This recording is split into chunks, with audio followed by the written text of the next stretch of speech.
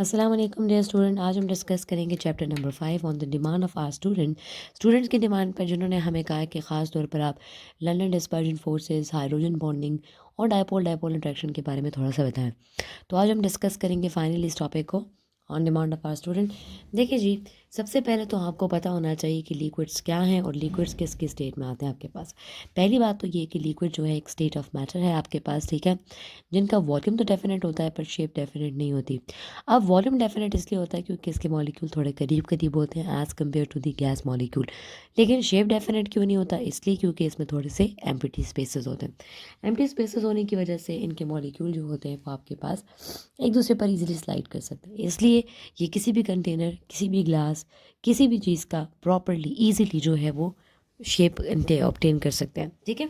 अब हम डिस्कस करेंगे कि इसको general properties of wonder wall forces को, क्योंकि इस चैप्टर के अंदर जो मेन टॉपिक आपने डिस्कस करना है, जिसके ऊपर ज़्यादा फोकस करवाने के लिए कहा गया, वो है हमारे पास जनरल प्रॉपर्टीज़ ऑफ वॉल, ये general properties of wonder wall forces. या जनरल प्रॉपर्टीज़ हमने डिस्कस करनी है किसकी? बेसिकली वंडर वॉल फोर्सेस की। देखिए, वंडर वॉल फोर्सेस के ही पार्ट्स में आपके पास आते हैं, ठीक है ना। इंटरमॉलिक्यूलर फोर्सेस भी इनको कहा जाता है, वंडर वॉल फोर्सेस भी कहा जाता है। इंटरमॉलिक्यूलर फोर्सेस बेसिकली आपको पता है that these are the forces among the gas, among the molecules, whether वो गैस मॉलिक्यूल हो, चाहे लिक्विड हो, चाहे सॉलिड्स के बीच में हो।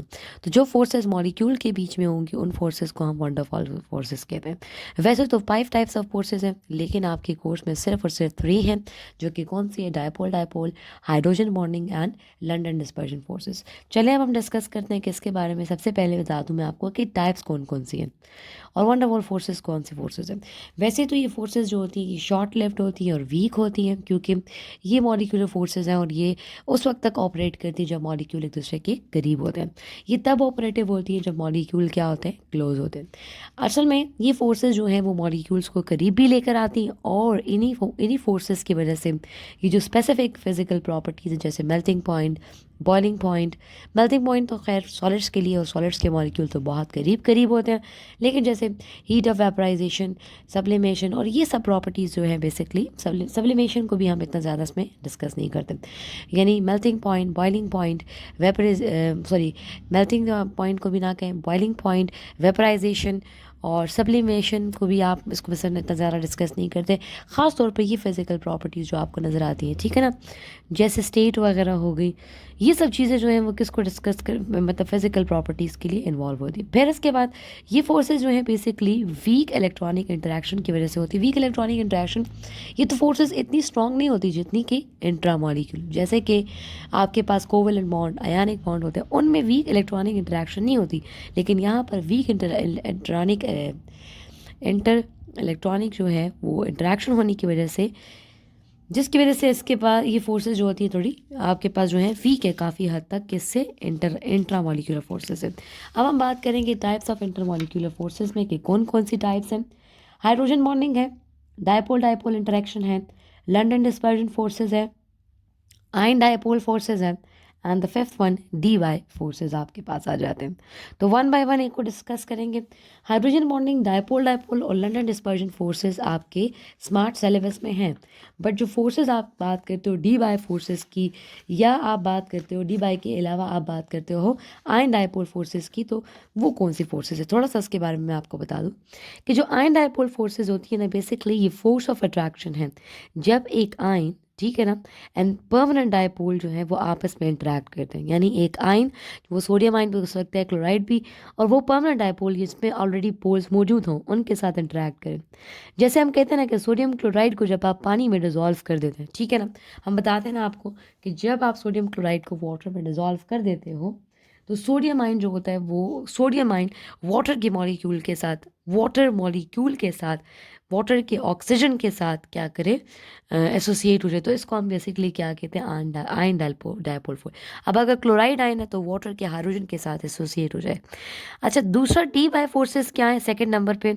ये वो फोर्स ऑफ अट्रैक्शन है जो कि permanent dipole and induce dipole के बीच में आपके पास डेवलप करती है। ये फोर्सेस आपके पास पीटर डी वाई ने डिस्कस की हैं आपके पास, और इसको डायपोल इंड्यूस डायपोल इंट्रैक्शन भी कहते हैं। डायपोल जिसमें जो कि पोलर हो, और इंड्यूस डायपोल यानी जिस पर पोलैरिटी इंड्यूस की गई हो, ठीक है ना। एक परमानेंट डायपोल का हमने इंड्यूस डायपोल यानी जिस पर पोलैरिटी इंड्यूस की गई है उसके साथ हमने इंटरेक्शन डिस्कस करनी है। तो ये बेसिकली इसमें अगर आप वाटर मॉलिक्यूल की इंटरेक्शन लेते हो, ठीक है ना, यानी अगर आप बात करते हो कि interaction between the water molecule जो है ये एक इंड्यूस डायपोल फोर्सेस में आपके पास आ जाते हैं। ठीक है, अब हम चलते हैं डिटेल में किसकी तरफ, हाइड्रोजन बॉन्डिंग की तरफ, जो कि हमारा आज का टॉपिक है। सबसे पहले हाइड्रोजन बॉन्डिंग क्या है उसको डिफाइन करते हैं कि ये बेसिकली एक फोर्स ऑफ अट्रैक्शन है विच हाइड्रोजन एटम एक मॉलिक्यूल का, ठीक है ना, जब आपके पास एसोसिएट हो जाएगा with the highest electronegative element of another molecule. For example highest electronegative element product table में हमारे पास 3 है जो कि हाइड्रोजन का बॉन्ड बनाएंगे, हाइड्रोजन बॉन्ड बनाएंगे, वो है फ्लोरीन, ऑक्सीजन एंड नाइट्रोजन। यानी हम सिंपल वर्ड में कहेंगे द अट्रैक्टिव फोर्स ऑफ या force of attraction which the partial positive hydrogen of one molecule will be associated or will be attached to the highest electronegative element like fluorine, oxygen and nitrogen of the another molecule and will make what? It will make hydrogen bond. Now if you see that HF में मैंने example आपको दिए, आपके पास charge separation हुई है, ठीक है, ये एक मॉलिक्यूल है और ये मॉलिक्यूल कैसा है जिस पे चार्ज सेपरेशन हुई है वो आपके पास क्या होते हैं, पोलर, जिन पे पोल्स होते हैं उनको हम पोलर मॉलिक्यूल कहते हैं। और पोलर मॉलिक्यूल जो होते हैं बेसिकली बिहेव करते हैं as a dipole, di mean two, यानी जिसके क्या हो आपके पास 2 पोल्स हो। अब हम डिस्कस करेंगे इसके बारे में फर्दर कि देखिए इसमें आपने यूजुअली 2 चीज़ों के ऊपर ज़्यादा फोकस करना है। एक ये कि इन दिस वे 2 और more than 2 molecule cluster together. अब ऑब्वियसली अगर एक मॉलिक्यूल वाटर का क्लस्टर हो जाए दूसरे मॉलिक्यूल के साथ, फिर तीसरा मॉलिक्यूल, फिर चौथा मॉलिक्यूल, ये आपस में अटैच हो जाएंगे, आपके पास टुगेदर हो जाएंगे, क्लस्टर बना देंगे, तो ये किस में आ जाएंगे, हम कह सकते हैं कि हाइड्रोजन बॉन्डिंग जो है वो क्लस्टर्स बनाते हैं। एग्जाम्पल में अब वाटर की, बिकॉज इसमें ऑक्सीजन प्रेजेंट है, अमोनिया यानी इसमें नाइट्रोजन मौजूद है, और HF की एग्जाम्पल आप डिस्कस कर सकते हो। आप इसके अलावा और भी ऐसे मॉलिक्यूल ले सकते हो जिसमें कि आपके पास oxygen, nitrogen and fluorine present है। याद रखिएगा कि हाइड्रोजन जो कि इलेक्ट्रोपॉजिटिव इन नेचर है, ये पार्शियल इलेक्ट्रोनेगेटिव, लेकिन पार्शियल इलेक्ट्रोनेगेटिव वो भी हाईएस्ट इलेक्ट्रोनेगेटिव एलिमेंट होने चाहिए प्रोडक्ट टेबल के अंदर। यानी आपने 2 क्राइटेरिया सेट कर लेने चाहिए, आपके पास 2 चीज़ें पे आपने फोकस करना है। एक तो जो हाइड्रोजन के साथ बॉन्डेड है वो हाईएस्ट इलेक्ट्रोनेगेटिव है, ठीक है ना। दूसरा ये कि उनमें एटलीस्ट एक active lone pair of electron मौजूद है। जैसे कि आपको पता है वाटर में 2 active lone pair of electron मौजूद है, ठीक है। एक तो प्रोडक्ट टेबल के अंदर जो 3 हाईएस्ट इलेक्ट्रोनेगेटिव एलिमेंट है वो है फ्लोरीन, ऑक्सीजन और नाइट्रोजन। फ्लोरीन जो है वो ग्रुप 7 से है, ऑक्सीजन ग्रुप 6 के टॉप पर है और नाइट्रोजन ग्रुप 5 का टॉप का पहला मेंबर आपके पास है। अच्छा, अब आपने हाइड्रोजन बॉन्डिंग, असल में ये तो शॉर्ट लिव फोर्सेस हैं, शॉर्ट इंटरवल के लिए होती है, मॉलिक्यूल्स के बीच में होती हैं, तो इनको हमने डॉटेड लाइन से एक्सप्रेस करना है। अब आप देखिए कि जो वाटर मॉलिक्यूल है इसके अंदर जो सॉलिड लाइन आपको नज़र आ रही है ये इंट्रा मॉलिक्यूलर फोर्सेस को रिप्रेजेंट करिए। भाई ये इंटर और इंट्रा मॉलिक्यूलर फोर्सेस में क्या फ़र्क है? देखिए इंटर मॉलिक्यूलर फोर्सेस वो होती हैं जो कि अमंग दी मॉलिक्यूल्स के बीच में, इंटर मॉलिक्यूलर फोर्सेस वो होती हैं जो कि अमंग दी मॉलिक्यूल्स के बीच में होती हैं, और इंट्रा मॉलिक्यूलर फोर्सेस वो होती है जो कि एटम्स के बीच में, किसी मॉलिक्यूल के एटम्स के बीच में आपके पास मौजूद हो, जिसमें हमारे पास कौन कौन सी आ जाती है, जिसमें हमारे पास आयनिक बॉन्डिंग आ जाती है, ठीक है, हमारे पास कोवेलेंट आ जाती है, ठीक है, और हमारे पास आ जाती है कोऑर्डिनेट कोवेलेंट बॉन्ड। यानी ये चीज़ें जो हैं ये किस में आ जाती हैं, ये इंट्रा मॉलिक्यूलर फोर्सेस में आ जाती हैं। और वैसे भी आपको पता है भाई कि इंट्रा मॉलिक्यूलर फोर्सेस जो हैं वो इंटर मॉलिक्यूलर फोर्सेस से काफ़ी स्ट्रॉन्ग होती है। और रीज़न क्या है, मैंने रीज़न आपको पहले भी क्लास में बताया था कि देखिए विद स्टूडेंट्स कि अगर आप वाटर मॉलिक्यूल्स को चेंज करना चाह रहे हो लिक्विड से गैशियस में, तो इसके लिए तकरीबन आपको 40.7 किलो जाउल पर मोल एनर्जी की रिक्वायरमेंट होगी। लेकिन अगर आप हाइड्रोजन और ऑक्सीजन के बॉन्ड को ब्रेक करना चाह रहे हैं तो इसके केस में आपको 930 किलो जाउल पर मोल एनर्जी, यानी कोवेलेंट, आयनिक और इन बॉन्ड के केस में एनर्जी ज़्यादा रिक्वायर्ड होती है, क्योंकि ये बॉन्ड स्ट्रॉन्ग होते हैं। इनको सॉलिड लाइन से एक्सप्रेस करते हैं, क्योंकि ये क्या है, ये बेसिकली आपके पास क्या है, ये आपके पास बेसिकली जो है वो किसको रिप्रेजेंट करते हैं, ये आपके रिप्रेजेंट, ठीक हो गया। अब हमारे पास आ जाएगा नेक्स्ट एग्जाम्पल किसकी आ जाएगी, वाटर के बाद अमोनिया की एग्जाम्पल ले लेते हैं, क्योंकि ये फेमस एग्जाम्पल है और हम इसको ख़ास तौर पे काफ़ी डिस्कस करते हैं अपनी डेली लाइफ में। अगर हम अमोनिया की बात करते हैं तो अमोनिया में नाइट्रोजन के पास एटलीस्ट सिर्फ और सिर्फ एक लोन पेयर मौजूद है, तो यानी एक एक्टिव लोन पेयर होने की वजह से यह हाइड्रोजन बॉन्ड भी वन टाइम करेगा। वाटर में टू एक्टिव लोन पेयर मौजूद थे, एक इधर है, लेट्स सपोज जैसे कि एक ये है और एक ये है, तो दोनों हाइड्रोजन बॉन्ड आपके पास कर सकते हैं, यानी ये मॉलिक्यूल भी हाइड्रोजन बॉन्ड कर सकता है ऑक्सीजन का लोन पेयर, और ये भी कर सकते हैं, दोनों आपके पास क्या कर सकते हैं, वाटर मॉलिक्यूल को आगे अटैच कर सकते हैं इस तरह से। ठीक हो गया। अब हम बात करते हैं तीसरी एग्जाम्पल की तरफ। तीसरी एग्जाम्पल मैं आपको करवा रही हूँ किसके बारे में, HF मॉलिक्यूल के बारे में। HF के केस में जो पोलैरिटी आपको पता है भाई मौजूद है ना, ऑलरेडी मैंने आपको पहले ही क्लास में पहले ही उसमें पेज पे बता दिया था कि हाइड्रोजन बॉन्डिंग में चार्ज सेपरेशन होगी किसके बीच में, मॉलिक्यूल के बीच में, और मॉलिक्यूल पोलर नेचर का होगा आपके पास। ठीक हो गया।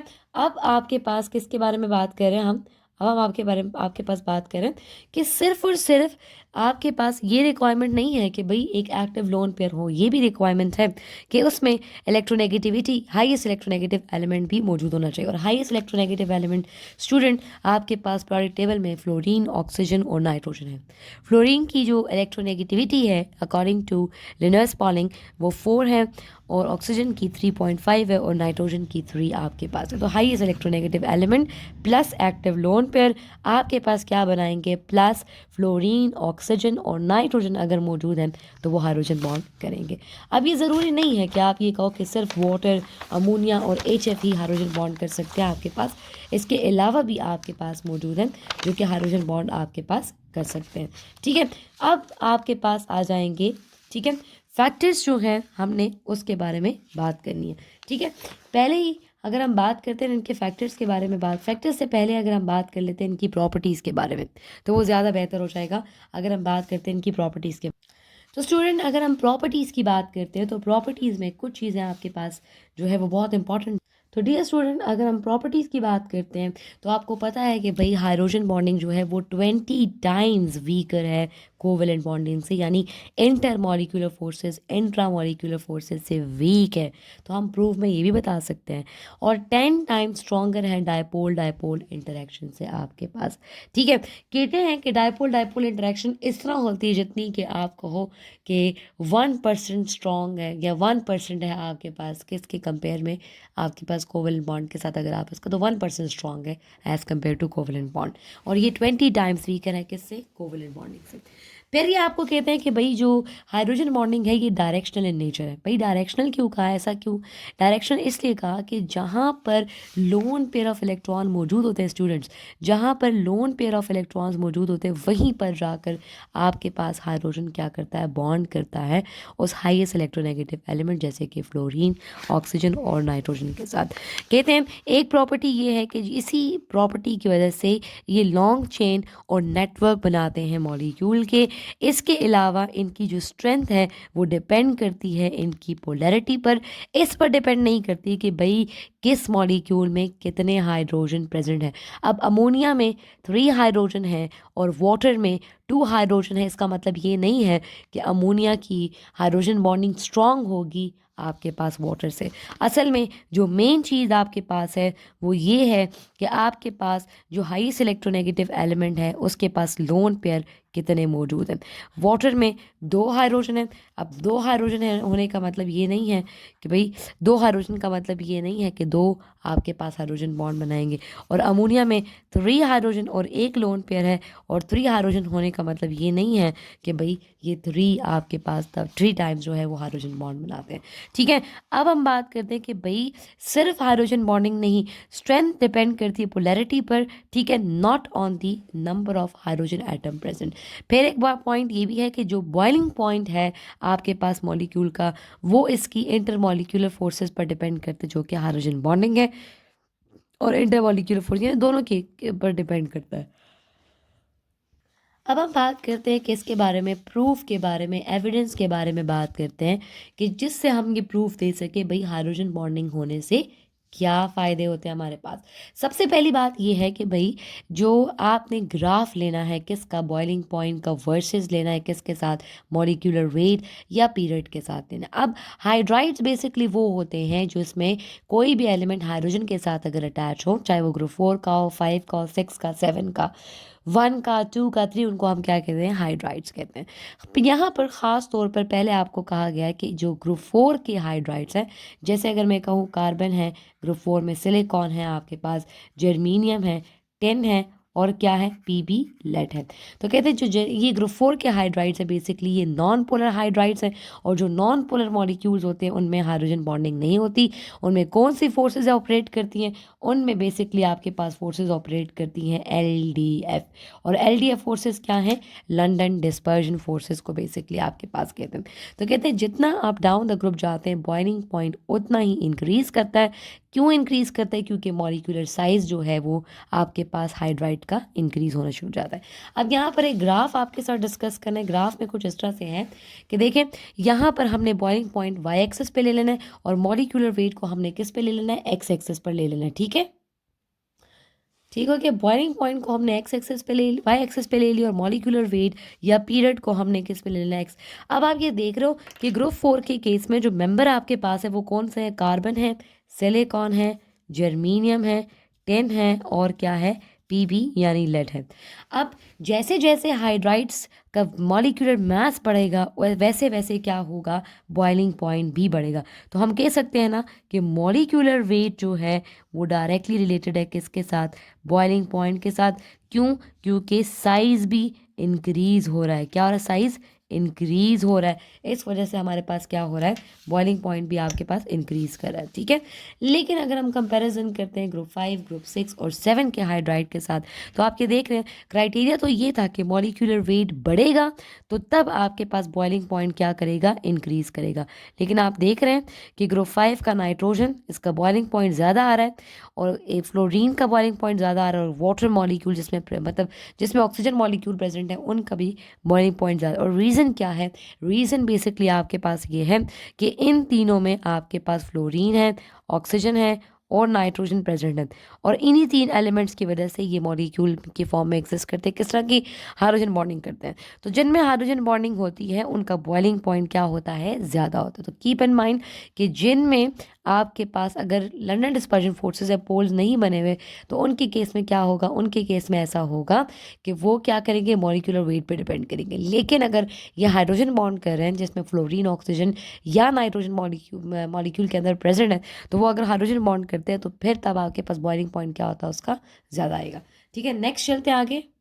तो याद रखिएगा, होना ये चाहिए था कि नाइट अमोनिया का, HF का और वाटर का बॉइलिंग पॉइंट कम होता जैसे कार्बन का कम था और gradually boiling point with the molecular weight increase करता। लेकिन ऐसा नहीं है क्योंकि ये तीनों मेंबर जो हैं ग्रुप 5 के और 6 और 7 के फर्स्ट मेंबर जो हैं, इनका बॉइलिंग पॉइंट आपके पास ज़्यादा होगा as compare to the other member of the group. Okay students, अब आपने काफ़ी हद तक डिस्कस कर ली है किसके बारे में, हाइड्रोजन बॉन्डिंग के बारे में। अच्छा, हाइड्रोजन बॉन्डिंग की भी आगे फर्दर टाइप है। एक होते हैं इंट्रा मॉलिक्यूलर हाइड्रोजन बॉन्डिंग, एक होते हैं इंटर मॉलिक्यूलर हाइड्रोजन बॉन्डिंग। अभी इंट्रा और इंटर मॉलिक्यूलर हाइड्रोजन बॉन्डिंग क्या होते हैं आपके पास, देखिए, जब मॉलिक्यूल कोई भी ऐसा आप ले रहे हो, कंपाउंड ले रहे हो, ठीक है, आपके पास कोई भी ऐसा है कि जिसमें आपके पास इनसाइड ही आपके पास, ठीक है ना, आपके पास क्या कर रहे हो, आपके पास हाइड्रोजन बॉन्डिंग कर रहे हो, तो हम सिंपल वर्ड में ऐसे कहते हैं कि भाई it is the force of attraction between the positive end of hydrogen and the negative end of different molecule of the same substance. This is called intra molecular hydrogen bonding. Like अगर मैं लेती phenol और phenol मेरे पास है, phenol का formula ये है मेरे पास OH, ठीक है, मैं इसको ओपन करके लिख देती हूँ, ठीक है, OH इसका फार्मूला है।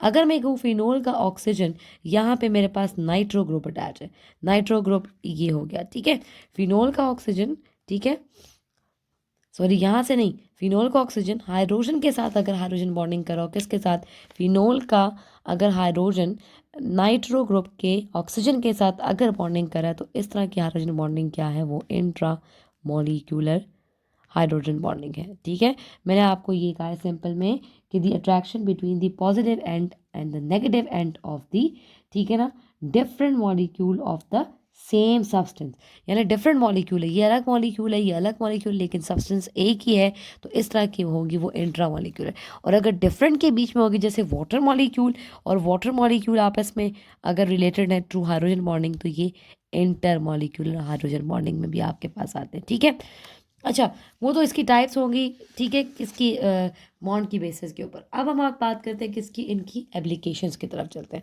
एप्लीकेशंस को थोड़ा सा मैं यहाँ डिस्कस करूँगी, थोड़ा सा नेक्स्ट वीडियो में भी डिस्कस करूँगी, ठीक है।